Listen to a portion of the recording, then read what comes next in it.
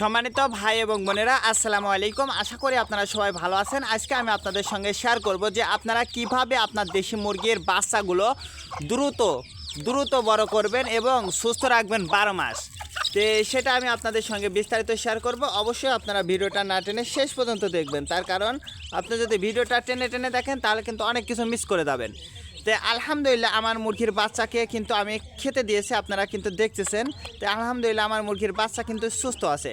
তো আমরা কিভাবে আমার দেশি মুরগির বাচ্চাগুলোকে সুস্থ রাখতেছি সেটা কিন্তু আমি আপনাদের সঙ্গে শেয়ার করব।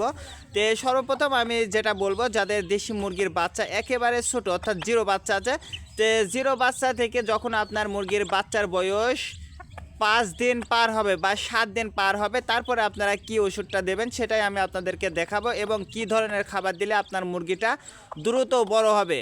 তো সর্বপ্রথম আমি যে খাবারটা কিন্তু আমি আপনাদেরকে দেখাচ্ছি, যে খাবারটা কিন্তু আমি আমার মুরগির বাচ্চাগুলোকে দিয়েছি, সেটা কিন্তু ব্রয়লার মুরগির ফিড। তো ব্রয়লার মুরগির ফিডটা কিন্তু আমি আমার দেশি মুরগির বাচ্চাকে কিন্তু খেতে দিয়েছি। তো এরপরে যে খাবারটা, এই খাবারটা কিন্তু আমি আমার মুরগিগুলোকে কিন্তু খেতে দিয়েছি। তো আলহামদুলিল্লাহ আমার মুরগির বাচ্চাটা কিন্তু ভালো আছে। তো এখন কিন্তু আবহাওয়াজনিত সমস্যাটা কিন্তু সবচেয়ে বেশি হচ্ছে, তার কারণ এখন কিন্তু আবহাওয়াটা কিন্তু খুব একটা ভালো না। আর এই আবহাওয়াটা ভালো না হওয়ার কারণেই কিন্তু আমাদের মুরগিগুলো এই সময় সবচেয়ে বেশি ঝিমায়, আর ঝিমায় কিন্তু সবচেয়ে বেশি মুরগিটা মারা যায়। এই জন্যই কিন্তু আমরা আসলে বাণিজ্যিকভাবে এই দেশি মুরগির খামারটা কিন্তু আগায় নিয়ে যেতে পারি না। আর এই নিয়ে যেতে পারার কারণেই কিন্তু আমরা লসের সম্মুখীন হই। আমরা দেশি মুরগি পালনে কিন্তু লস হয়, তার কারণ আমরা কিন্তু দেশি মুরগিটা দুই ধরনের পদ্ধতিতে পালন করি। একটা হচ্ছে ছেড়ে দিয়ে মুরগিটা পালন করি, আর একটা পদ্ধতি হচ্ছে আমরা খাসা পদ্ধতিতে, অর্থাৎ খাসার মধ্যে আমরা কিন্তু মুরগিটা লালন পালন করি।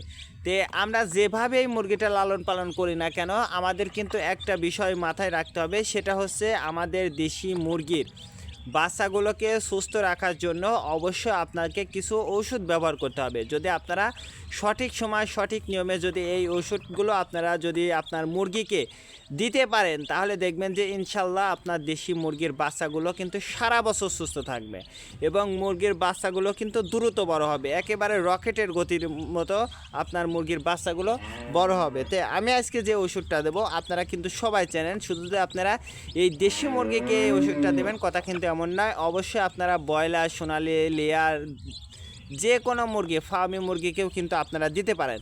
তো যেহেতু এখন শীতের সময়, এই শীতের সময় অবশ্যই আপনারা এই যে এডিই এই ওষুধটা কিন্তু আপনার দেশি মুরগির জন্য কিন্তু এই শীতের সময় আপনার মুরগিকে সুস্থ রাখার জন্য এই এডিই এর বিকল্প কোনো ওষুধ নেই। অবশ্যই আপনারা চেষ্টা করবেন এডিই এই ওষুধটা কিন্তু আপনারা অবশ্যই আপনার দেশি মুরগিগুলোকে কিন্তু যদি আপনারা দেন, তাহলে দেখবেন যে আপনার মুরগিটা সারা বছর সুস্থ থাকবে ইনশাল্লাহ।